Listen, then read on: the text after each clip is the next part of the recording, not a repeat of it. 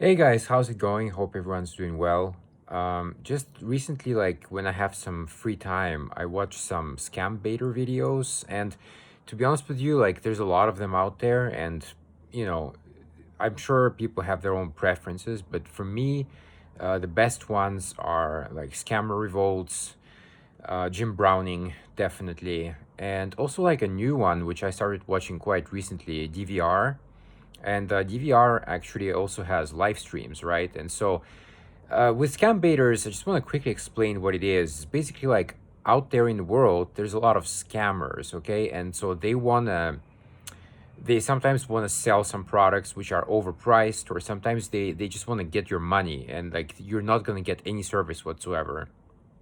The number one scam, I think, the popular one, is that they pretend that they will fix your computer.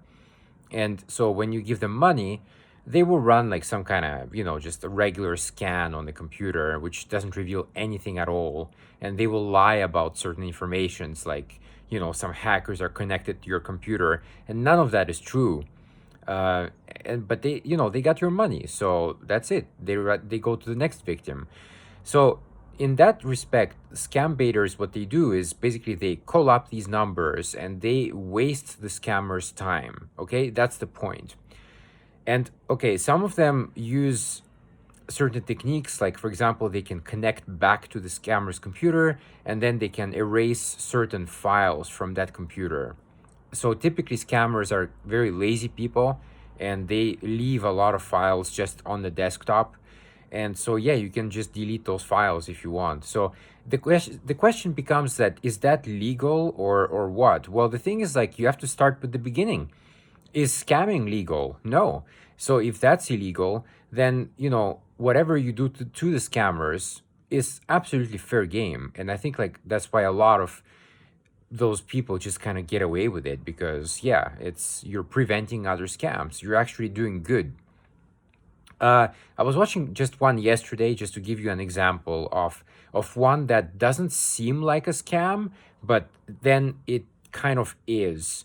And basically, it's some kind of company, and they sell it's a kind of necklace, but it's also maybe a ring or a bracelet you can wear, and it basically has a button on it, and if you push that button, well, it will alert the basically 911 services or somebody who's monitoring you. The problem is, like, yesterday the guy, he outlined it perfectly. He asked like, what's the button for? Well, first of all, the answer was very strange, because she said, well, people fall in the United States and that's the leading cause of death. Well, that's not true. The leading cause of death in the US is cancer and heart attack. So I know, yeah, you can fall technically and have a heart attack, but that's not what we're saying here. So then she quickly backtracked and she's like, "Oh yeah, yeah, of course I know that it's that cancer, and okay, all right. Why did you say it then?" But then she said something absolutely ridiculous. She said, "Well, I wear my button for security reasons. I wear it when I go to the supermarket. I wear it when I go out of town, etc., etc." And the guy said, what good is that if you have a shooter situation with a gun? And she's like, well, I can push the button and it will contact 911 services. Bang, you're dead. What good is your button? Bam, you're dead. There's absolutely no use for that button then. It's absolutely useless. And yet they're selling the button, and technically they say it's for free, but of course you have to pay about $50 a month to get actually monitored. But again, in that situation of the shooter, bang, and you're dead, that $50 a month will not do anything for you. So in that respect, it's kind of a scam. That's the thing. I just wanted to make a quick addendum to my last video, because it's kind of important to mention that. So when I was talking about the medical button, now, first of all, like, the medical buttons are probably legit, but it depends like where you get them from. That's very important. And so in the situation of a shooter, right? The woman on the phone, she actually said something absolutely ridiculous. She said, well, if a shooter is not going to shoot somebody who's talking to the 911 services. She actually said that. And I was like, what? That's like the most, okay, that's not the most ridiculous thing I've heard, but it's one of them. It's up there. A shooter will not shoot somebody who's talking to 911. Think about how stupid that fucking is.